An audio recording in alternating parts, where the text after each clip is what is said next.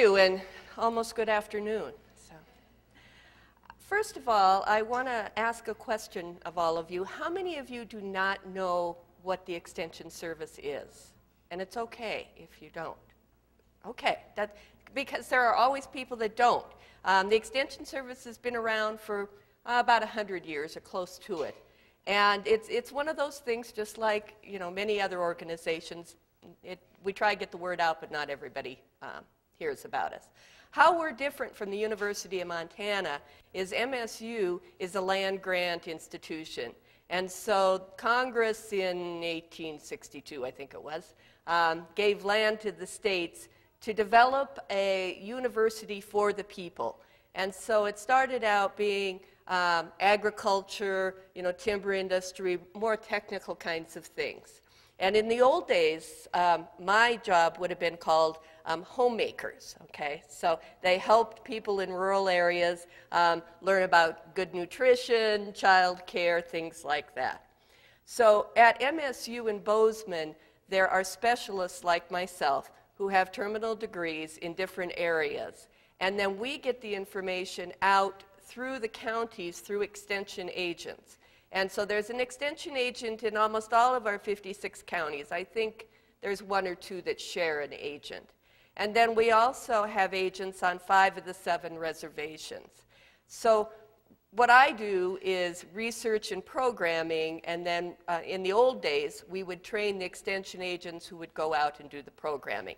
It's still the same model today, but with fewer agents, especially those in the family area. We also reach out, to many other groups like teachers and yourself in the healthcare field.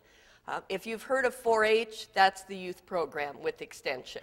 And if you live in an eastern county, we have some family and consumer science agents out there, but we also, you probably know them as the ag agent, the person who can help with the crop or test your soil or tell you how to grow, a bigger cow or whatever. So anyway, that's a 2-minute introduction to what Extension is.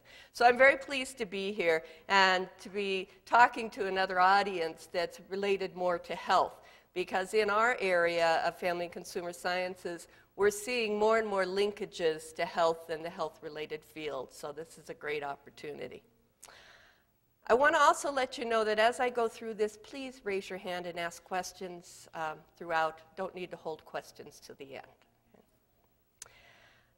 So just to tell you about my group, like I say, in Extension we have people who are cattle experts and hog experts and horse experts, and in our group we're the Family and Consumer Science group.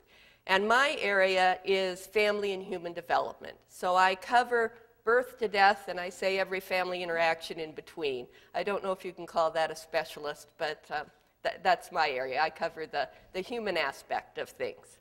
And as you can see, I look just as young as I did in that picture 11 years ago. So, my colleague Marcia Getting may be familiar to some of you. Marcia, I'm seeing a lot of nodded heads. Marcia has been with MSU Extension for many, many years and is out in the state regularly doing family financial planning types of things. She has estate planning. She does budgeting kinds of things. She has just a variety of programs related to family finance. And you can go on the MSU website, it's just montana.edu, and find Extension and find all of us. Lynn Paul is our food and nutrition specialist, and she actually is one of the first that started linking over to more health-related type activities. Not only does she do food preservation, food safety types of things, she has a program called Strong Women that helps middle-aged and older women and men, but it's primarily geared towards women, learn safe weight, ways to do free weights and whatnot. So those are some of the programs that she offers. Mike Vogel has been with Extension. He rounds out what we call our Family and Consumer Science group. He's our program leader, and he does housing and environmental health. So it used to be in years gone by, we had people who did more like interior design. Mike's focus is on structure as well as programs like asthma in the home, healthy homes. He has programs like that he offers. So these programs are offered throughout the state. Some places they're more visible than others because, as I said, the extension agents have been cut back, and so one extension agent, it's pretty hard to cover all of our programs. But if you're interested in any of these areas, go to your extension office and they can contact us and get you the information. So what I'm here today to talk to you about is they asked me to talk to you about a couple of the programs that we have in extension to work with the elderly, or what in my discipline we call aging families. And more families, as you've probably been talking about the last 2 days, more aging adults want to remain in their home as long as possible. And what that means often is that there's somebody that's doing caregiving for them. And it's probably what we call an informal caregiver, or someone who's not paid. These statistics may be familiar to you, they may not. So I thought I would bring them up as we started here. But from the National Alliance on Family Caregiving, it says there's about 66 million family caregivers in the U.S. And in Montana, about 110,000. And these folks would be doing caregiving across the lifespan. So they might not all be caregiving for an elderly family member. That was pretty hard to pull out individually. But the bottom line is there's a lot of folks out there doing family caregiving that are not paid, and our concern is their health so that they can remain healthy so they can continue to be a caregiver. Those numbers familiar to you, or no? Yes? Okay. All right. Then if we look at Alzheimer's, because one of the programs I am going to talk about is our Alzheimer's caregiving program.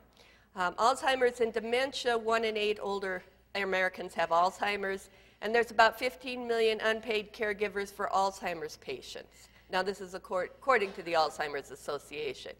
And the figure that I want you to be aware of is that nearly $5,000 a year is the cost in dollars for the health of the caregiver, not the care receiver. And we are seeing many people who are trying to keep their husband or wife or father, or mother in the home, but it's raising health issues for the caregiver. And I can identify with that myself. When my mother was in her last years, my sister and I tried keeping her in her house for a week and then my house for a week because she had her own business and I, working at the university, but we tried everything, and it was just very, very difficult to do.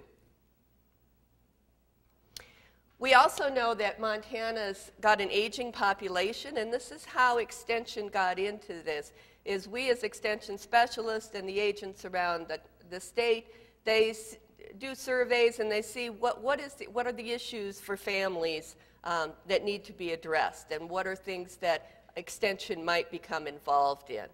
And so just to give you an idea, in 2010, 15% of the population was 65 and older. And as you can see, our more eastern counties are even higher populations of older adults, as we're seeing more and more of the younger adults move to the more populated areas and off the farm and off the ranch. So this is a concerning trend, because who's going to be there to care for the older family member, especially if there isn't a hospital or long-term care facility in a particular community. If, for example, just where I live, and I'm not in eastern Montana, to get to the nearest hospital is 30 miles. Nearest long-term care facility would be 30 miles too. Just about everything's 30 miles. 30 miles to the nearest grocery store. The nearest gas station, I guess, is 17. But so people are living out in the rural areas and not having the support and services that they may need. So this is just kind of a picture of Montanans over the age of 65. All right, so before we move any farther, I want to get your definition of an informal caregiver, or a caregiver in general. So let's look at this scenario. Janet's father, Jim, has dementia and moved into her home with her husband and children. Janet had to quit her job of 15 years to take care of Jim. This has put a financial burden on the family. Is Janet a caregiver? How many would say yes? Just about everybody. Okay. How about this one? Sue and her husband Jim have 3 boys. Sue has a full-time job outside the home. Her mother Jane is 75 and widowed. Jane has arthritis. Sue cleans Jane's house once a week. Is Sue a caregiver? Anybody say no? Okay. Mark lives in Montana, and his mother Edna, age 86, lives in her own home in Iowa. Twice a year, Mark drives to Iowa to visit and do repairs and upkeep on Edna's house. He's worried that she'll need to go into assisted living soon. Is Mark a caregiver? Okay, how many say no? There. Okay, all right. And so what is your criteria for caregiver? I'm just curious. There's no right or wrong here. Frequency? Okay. Is that what you would say too? The frequency of help? Okay. Okay, he is so far away. Yeah, so that could be another part of it. Actually, some of the research on caregiving will say that there's different kinds of caregivers. There's the ones that are the day-to-day caregiver, and that's often what? Female or male? Female, yeah. If you're the daughter, or you're more likely to, or the wife, well, obviously if you're the wife, but if you're the daughter, you're more likely to take on that role. Then they talk about those who are regular that you can count on. And say it's, and this is where it starts to get into the male. So maybe it's, you know, one of the sons takes mom out for lunch once a week. That's his contribution to the caregiving, getting her out of the house. And then there are some that will say that someone like Mark is still a caregiver. He's the one that regularly, once a year, his vacation is coming to help mom, but because he lives so far away, it makes it difficult for him to do the day-to-day. The other reason I would say Mark is probably a caregiver, if you've done caregiving in your family and you have siblings who live a long distance away, you may have experienced the emergency call. And I'll use my own example of my mother who passed away about 3 years ago. And we fondly, and I don't take this wrong, we fondly called her the Energizer Bunny. We really did, because it would be, okay, this is the end. This is the end. We'd call my sister who lives 9 hours away. She'd jump in the car. She'd race down here. And 2 days later, Mom would be back in her home going, why is everybody so upset? You know? And this would happen over and over again. But still, I would consider my sister a caregiver, not the day-to-day caregiver, but she also had the worries, the concerns, the what can I do, even though I'm not right there. And she had the guilt of, you know, myself and my other sister doing that day-to-day care and not being able to participate in it and wondering what she could do. So, well, and also in this situation, the significance of repairs and upkeep on a house is so critical to safety. Oh, yeah, it's a critical contribution, yes. And because, too, not only for safety, but that the other caregivers may not be able to do that because they've got their own homes, their own kids, and so they can't get to some of this major stuff. So definitely, yeah. So, and the older, you know, I would say the older cohort, about the, you know, age 80 and so, they're pretty conservative in, well, we don't want to spend money on this kind of stuff. I really don't need that kind of thing. So, yeah.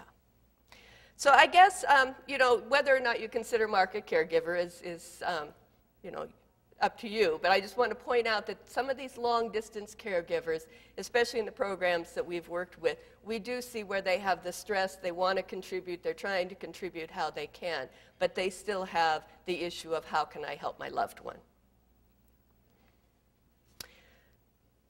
Okay, one more here. Lisa's mother lives in an assisted living facility and enjoys the company of other residents. Her mother no longer drives, so Lisa does most of the shopping and taking mother to appointments, as her mother doesn't like to take the bus.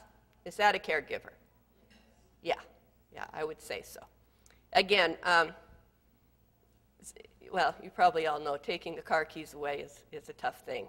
And even when there is a bus for the assisted living facility, it takes a while for some adults to want to take it. So, okay, so what you came to hear was what Extension is doing in relation to helping the needs of the caregivers. Now remember, I'm talking about the caregivers, not the care receivers here. The Alzheimer's Caregiver Series, how this came about was the challenges I mentioned in rural areas. At the time that we started this, I was on the board of the Alzheimer's Association Montana chapter, and they had a day-long conference every year that was held in Billings or Helena, and we were hearing that people that lived up in northeast Montana or anywhere in rural Montana could not attend because it was too far away. They couldn't leave their loved one alone for a day, 2 days, to come to the conference. So they asked Extension, because that's outreach is our job, if we would go up and do what we were calling a mini conference.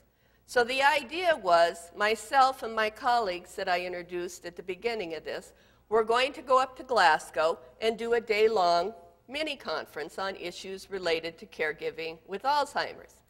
Then the agents in the area said, wait a minute, even if you come to Glasgow, the caregivers from Sydney can't leave their care recipients, their loved ones, to come to Glasgow.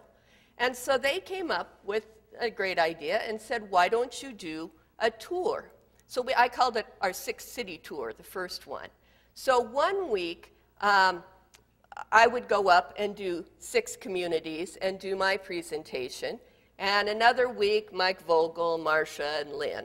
So that's how the series got started. So we partnered with the Alzheimer's Association, and it was an interdisciplinary program covering all the areas in family and consumer sciences. And the really neat thing is the extension agents started partnering with people in their community they hadn't partnered with before. The hospitals, nurses, healthcare professionals like yourself, long-term care facilities. And it turned out to be a very successful program. What happened after it in some communities, and the Alzheimer's Association had wanted it to happen this way, is that some of the folks in those communities started forming support groups. They might not be formal support groups, but they would come together and have coffee once a month or something, so that they were developing those social networks that we know are incredibly important for people, especially caregivers, who may isolate themselves and not get out. So the 5-part series, and out on the table out there, I'll tell you how it developed into a kit where you could present it in your facility if you wanted to, and there's some out on the table that you can look at. But we decided to do a 5-week series. Now, the introduction to the Alzheimer's disease, we are not physicians. We do not have medical background. So we thought, how are we going to handle this? What happened in the beginning is the extension agents would find a local physician who had some expertise in aging issues or Alzheimer's, and they might have that person come and speak. The Lisa Gibbons series, if you've heard of that on Alzheimer's, some of them borrowed the introductory tape and then had a discussion afterwards. There was an individual at the time on a grant through the Alzheimer's Association Montana chapter who he would go out and do that first one. So they had a variety of formats in which to talk about the disease of Alzheimer's. It wasn't really to give caregivers, well, it wasn't designed to give them detailed information about Alzheimer's disease, but just a background on it. So then I would go up and I would talk about the importance of importance of caregiver stress and moderating one's stress. And also the issue of family interactions. Boy, families can show their colors when they're trying to do caregiving of a loved one, and different siblings have different views on how that should happen. So talking about how to have better communication within one's family. And the issue of caregiver stress, and I'm not probably telling any of you anything you don't already know, it's become just huge in my world of the folks that I work with, and these programs, as well as the grandparent one I'm talking about, or I am not talking about today. But we're seeing people where the caregiver has died because of the stress of caregiving and not taking care of their own health. So we've learned that it's just incredibly crucial.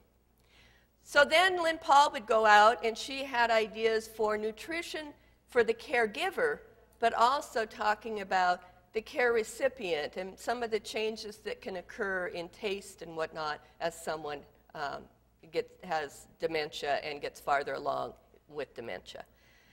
Marcia Getting talked about, well, if your loved one is, if you're all of a sudden you're seeing that there are issues related to Alzheimer's, these are things you want to have in order, trying to help them have the process so that they aren't stuck wondering how do we get access to someone's banking information, financial information when they're debilitated by the disease. And then Mike went in and talked about simple ways to put the phone. Yeah. Because the financial issues are really important, and I deal with patients all the time where that hasn't been taken care of. But I also wonder if there's anything around an advanced care plan. Yes. So I'm just curious.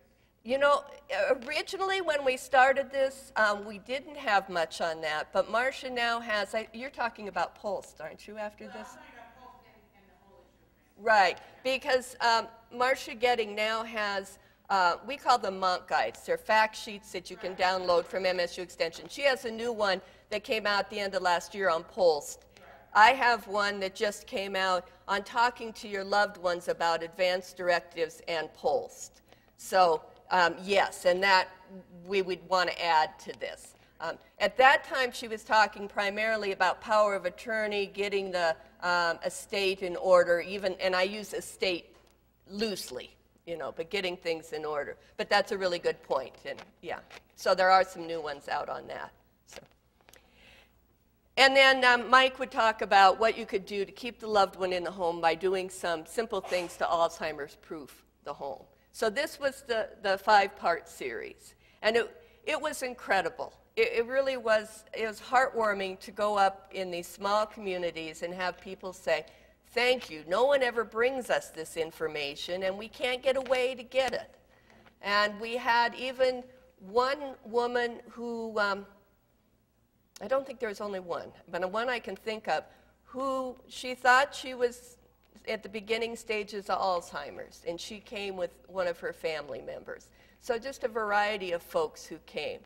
How we also got the people there was the extension agents teamed up with folks in the local community to have respite care available, and many of the hospitals, long-term care facilities said, oh, sure, hold the series here, and we'll have respite in another room. And another heartwarming story, there was a woman who, she couldn't even, go to sleep at night without her husband, just wanting her to be awake and be with him. She couldn't go to the bathroom, she couldn't do anything. And she said she was going to attend this program, and he was not happy about it.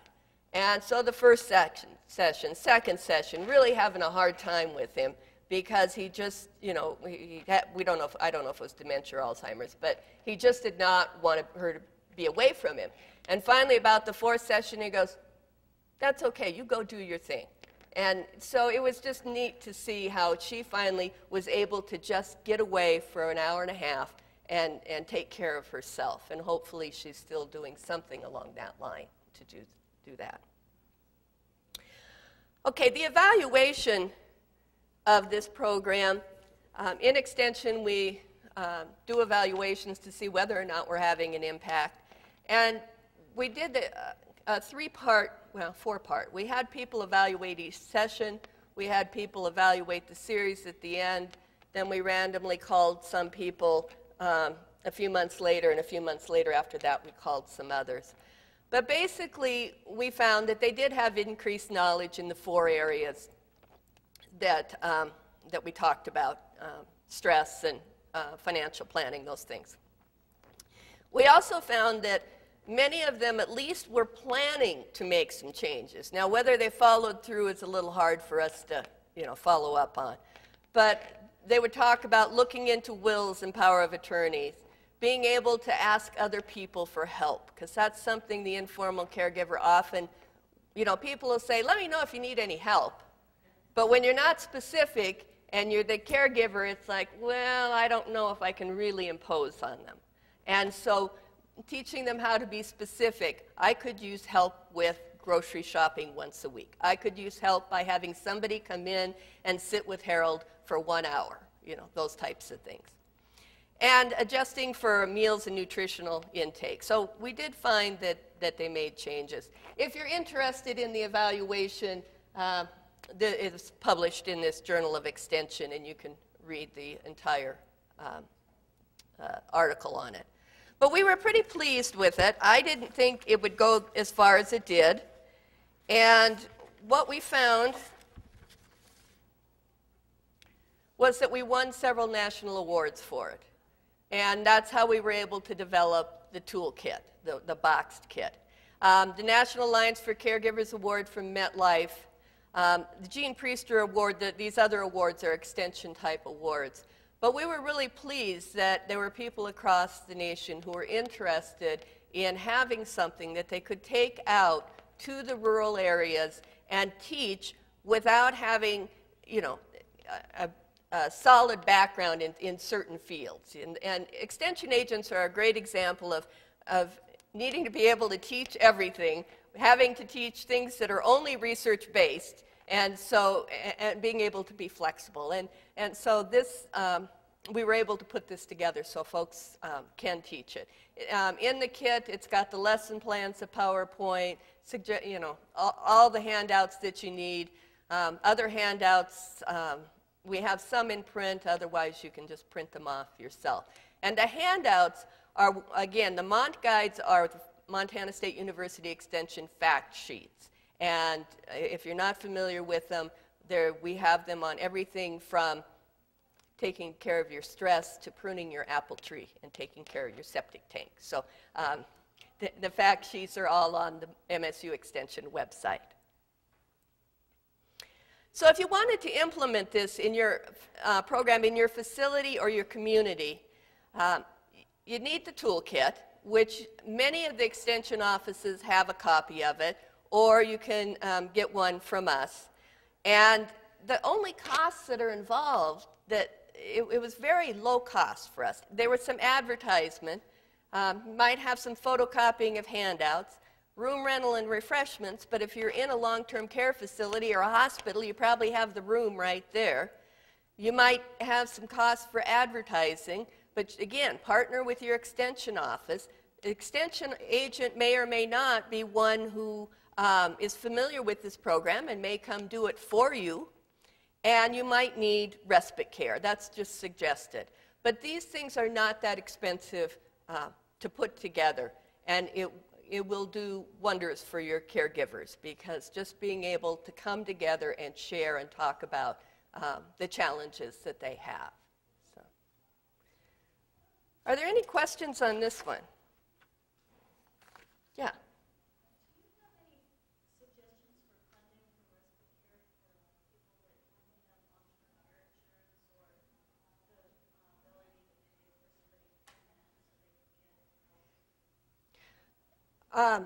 Suggestions for payment for respite care? That's a tough one. There is, it's interesting you mentioned it. I'm on with this group that got a grant from the government to look at respite care in Montana.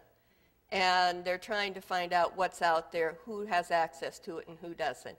And the bottom line is no. You might look, if you have senior companions, in Bozeman there's a group called Befrienders, you might find some volunteers who might be willing to do it, but there is no one place. It's pretty piecemealed across the state. Yeah. No, Did you have? And it's a big problem that people run into all the time. Mm-hmm. Yeah. It's great, Sandra, that you're working on it. What's that? It's great that you're working on that and looking at issues around it. Yeah, actually it's a Senior and Long-Term Care Division at DPHHS, and I'm just a member of the committee.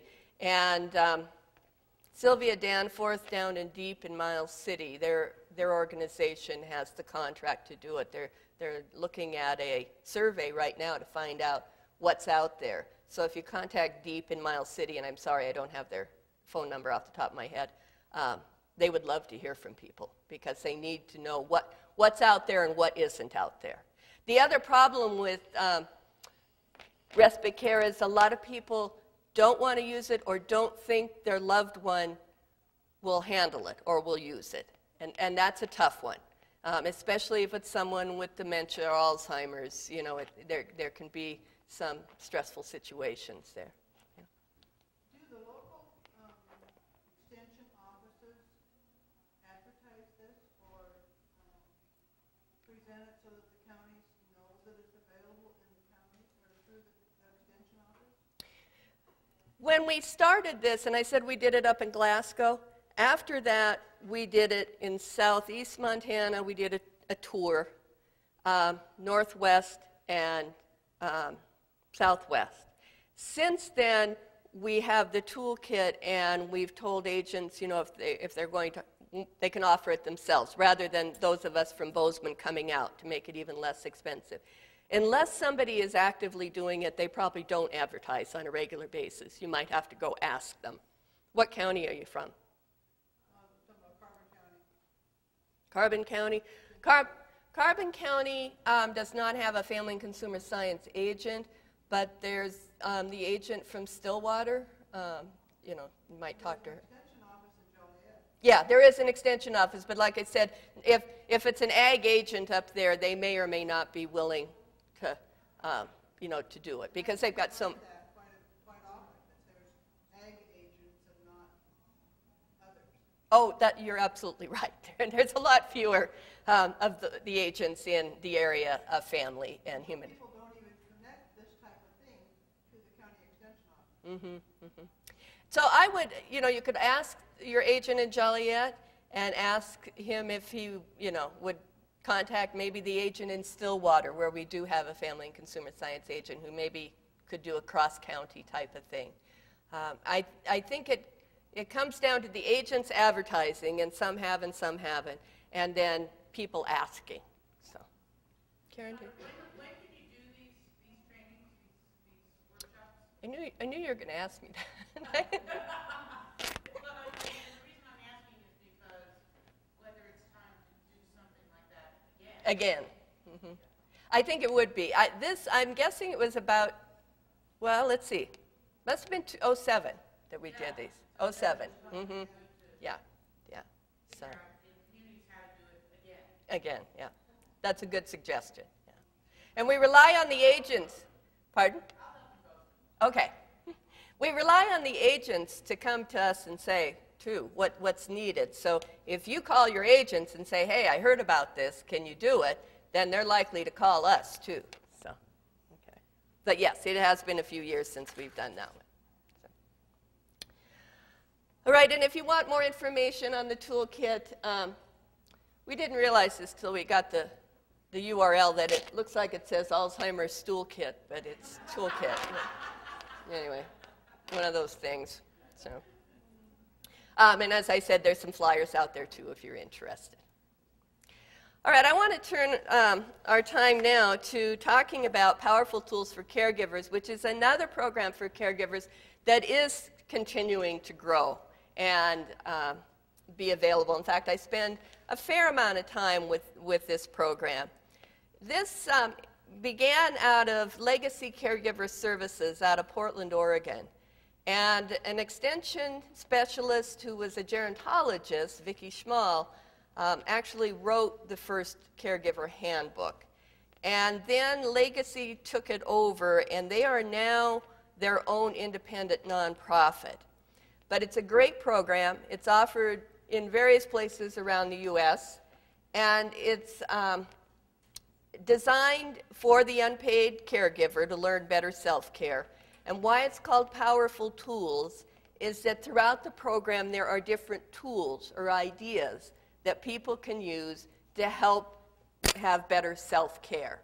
It's everything from knowing how to communicate with family members, knowing how to take time for oneself, stress reduction types of things. And it's based on the Chronic Disease Self-Management Program by Dr. Kate Lorig out of Stanford. So, can I ask? Yeah. It's based on the Stanford model, but it's not restricted so tightly as the Stanford model is? Probably not, because I'm not familiar with the total Stanford model. So as I go through this, tell me if you think it is. Yes?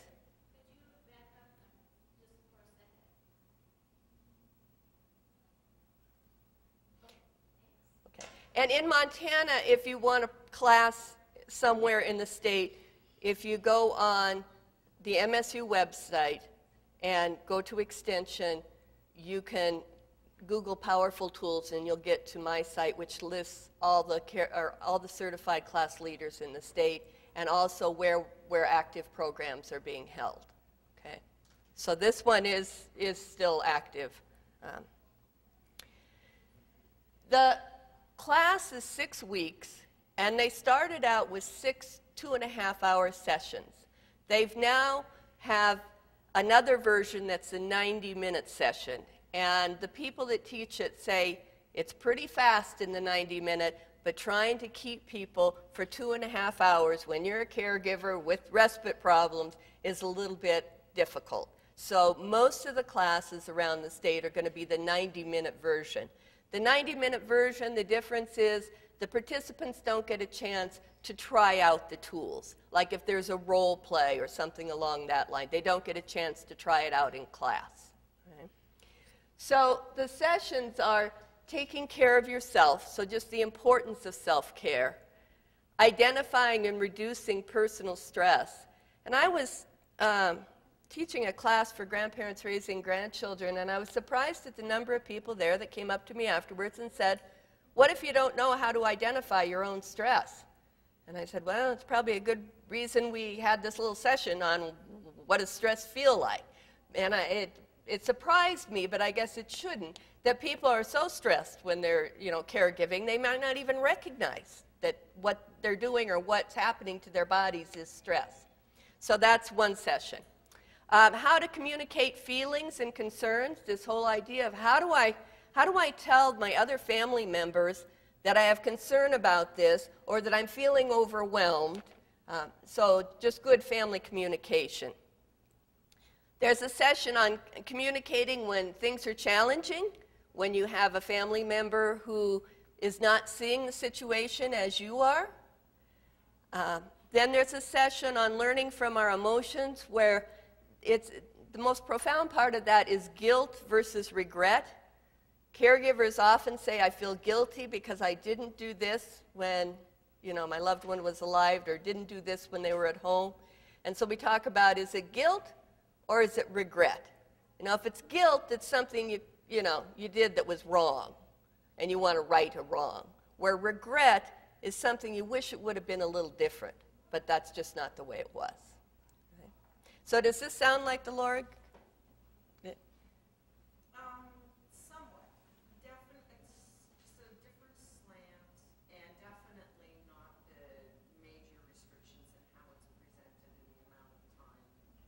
Oh, okay. No, okay.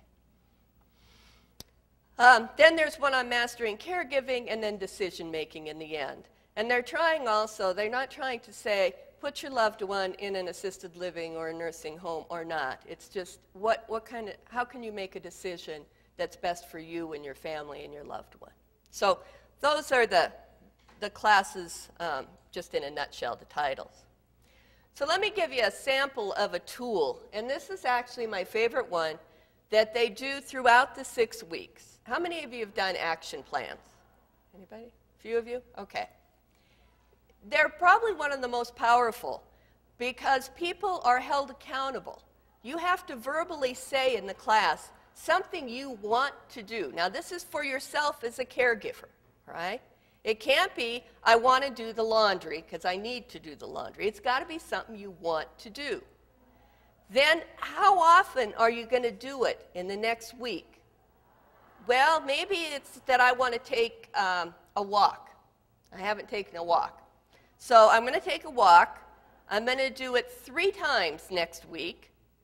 I'm going to say that I'll do it Monday, Wednesday, and Friday. I'm going to commit to 15 minutes every time I walk. And then I have to say how confident I am. And you have to write it down. You have to tell the other group members. And then the next week you report back as to whether or not you did it. And then you try throughout the 6 weeks to get people to change that so they're getting a little variety in their own respite to get away from what's happening. Now, if the confidence level is a 7 or below, you go back and you say, well, why is it a 7? Well, I don't know if I can get somebody to sit with Harry for 15 minutes. Well, do you think you could get a neighbor to do it twice a week? Yeah, I think I can do it twice a week. Would that raise your confidence? Yeah, I think then I could bring it up to about a 9. Okay, then try twice a week. The point behind it is you want people to take those small steps to start doing better self-care and be able to be successful. So if I come back the next week and I say, wow, I went on 2 walks last week for a half hour each, you just see how you've just exceeded your expectations. And so this, I know from the people in the classes, they get on this, and they get on the people that don't have a plan. And if somebody says, now I had a gentleman say, I want to put in my new driveway. And everybody's like, yeah, right, you want to pour cement, that sounds like fun.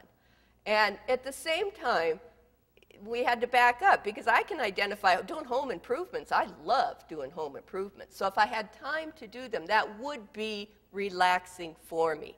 So you have to go back and forth and see, is it something the person feels they need to do or something they really want to do? I did get a report that there was a woman who was still only once a week for 5 minutes she had coffee on her deck. And that's still not doing quite enough for herself to, to manage the stress of caregiving. But at least it was a start. So these are very powerful, and there's actually a form in the book that people can use for it. Okay, to teach powerful tools, you do have to be a certified class leader. And they try and have it so that there are 2 class leaders and teaching the class. And it's not teaching like you stand up and teach. It's more facilitating. In fact, they want you to sit down, not stand up and be a teacher per se. They want you to be part of the group. The reason for 2 is that sometimes it gets pretty emotional for the caregivers in the class. And you may have one who walks out of the room crying, and so it just makes it a little easier. And also when you're demonstrating role plays and things like that, it's easier. Now, as far as the cost, you have to be taught by master trainers, and we have 4 in the state. The $350, we try and keep it down in the cost. We have to pay Stanford's, well, we pay Powerful Tools who pays Stanford, $75 for a copyright fee. And it's a 2-day training to be a certified class leader. And that's the materials, we have to get the room and all that stuff. And I have had grants in the past where we've been able to offer it for like $75. But right now it's running about $300, $350 for us to be able to offer it. If you're interested, however, please, my email's at the end of this presentation, let us know. And when we have a class, if we get a big enough class, depending upon where it's at and how we can do it, we just have to recoup our costs because right now I don't have grant money to support it. I mentioned that originally they were 2.5-hour class sessions, and now they're 90-minute sessions. The class leader guide is wonderful. It is absolutely verbatim. And so you don't have to, you don't have to have experience in teaching. And you think, oh, well, it'd probably be boring to sit and read it. It's amazing how quickly it's like you're not reading it. You can just pick it up. But it's very well scripted. So who taught the master trainers? The master trainers are taught by Legacy, who own the copyright to Powerful Tools. And so after you're a certified class leader, say, and the extension folks in Montana. So say we teach you, you're a certified class leader. Then after you teach the class, you can do it online with them and be a master trainer. So Legacy has a deal with Stanford Chronic Disease Self-Management to use part of their structure, but base it on the caregiver? because some of the components are from Stanford, they insisted on the copyright with this $75 licensing fee. And that goes back years and years. And I honestly do not know, but I just know that $75 goes to them, and Legacy doesn't get it. So, and Legacy has tried to make it very inexpensive. Like, we put things on CDs instead of printing out the entire manual, but we can print out the entire manual. It's easy to present. You don't have to have a lot of high tech, and it is a very well-received program. Okay, so in Montana, over 200 caregivers have taken the class, and this is the direct link to my website for our powerful tools here, where you can find out where classes are or who is a certified class leader, and you can call them up and say, hey, do you want to offer powerful tools in our community? We've trained over 100 certified class leaders across the state. Not all of them continue to participate in the program. And they don't have connection per se with MSU Extension. We just try and we have the local or the statewide site. We have brochures, we have flyers for advertising, and we give those out to people so that they can use them for their own advertising.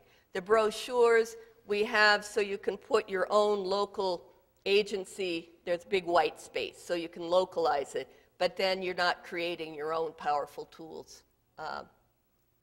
Flyer and brochure. And then we keep track of the evaluations and the statistics. And we do that because, if it's a hospital, an county commissioners, whoever, who says, well, tell me if this makes a difference or not, we've got that information, and then we can let you know. Okay. We can set up class leader training with a minimum of 8 participants. That just kind of covers our cost. We've done it with as many as 20-some when we first started.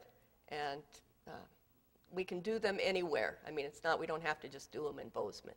So. Okay, again, implementing the program in your facility. I would check the website for certified class leaders in your area, and there may already be people doing it. There may be maybe you want to get certified and do it with an individual who's there. The printing of the class leader manual, again, if there's somebody in your community who's already certified, they've already got the manual. The caregiver handbook is a book for the caregiver to get in the class, to read along with the class. They aren't mandatory. People could take the class without having the handbook. It's kind of a supplemental. Some of the places may have 8 or 10 copies of the handbook, and they loan them out. And then if people want to buy them, they can. Again, in my office, we buy them by the case to try and keep the cost down and then get them out to people. Again, you might need room and refreshments. You might have some photocopying. Advertising, again, I would partner with Extension, and you may need respite care. There are different areas around the state where, obviously, there's more people offering regular classes. The AAA up in northwest Montana had a grant for about a year. They were offering classes left and right. I think they've slowed down a bit. Great Falls offers a lot of classes. I'm trying to think off my top of my head. But they're scattered throughout Montana. Okay, I want to leave, we've got a couple minutes, got about 6 or 7 minutes for 5 minutes for questions. Yeah.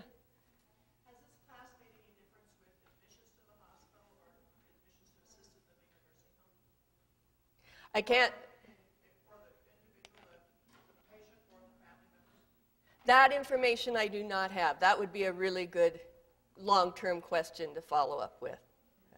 What it's done, again, is we find that people are able to manage their stress better, know how to ask questions, and also develop those social networks of other caregivers. So, but that would be a really good one to.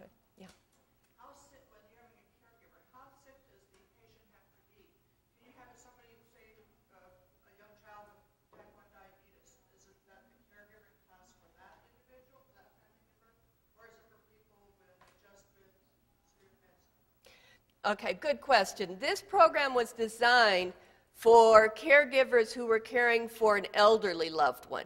Since then, Legacy has come out with another version for caregivers of children with disabilities. I have not seen that one. I think it would be very similar, except for the scenarios would be different.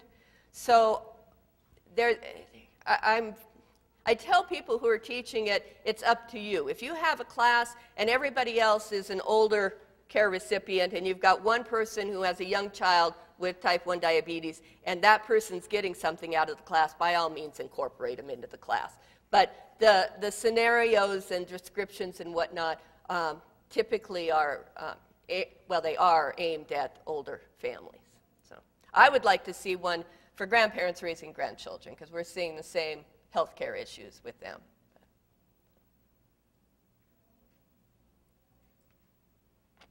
You know, if there's numbers, grandparents raising grandchildren, do you have any information as to how many there are versus the elderly, caregivers with the elderly versus grandparents for grandchildren?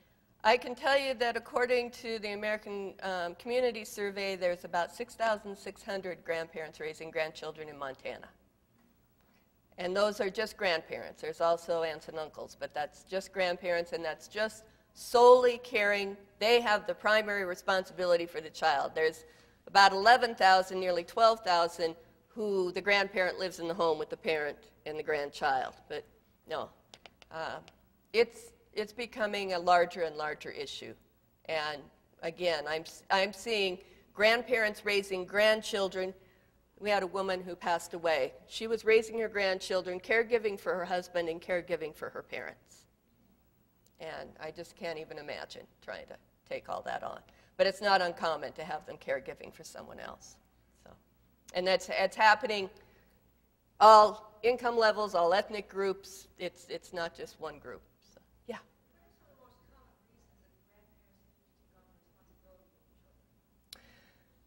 Well, I would say between 1990 and 2000, when we had the methamphetamine epidemic, that was one big one. Methamphetamine epidemic, okay? Because there was a lot of neglect when a person uses meth. We have that, but there can be incarceration. They're incarcerating mothers at a higher rate than we have before. And so typically, if a father's incarcerated, child goes to the mother. If mother's incarcerated, they go to the grandparents. We have death. Financial issues. Sometimes it's teen pregnancy, divorce. We have some with deployment, but usually it's a family crisis, and it's not just one thing. It's usually mental health issues, physical health.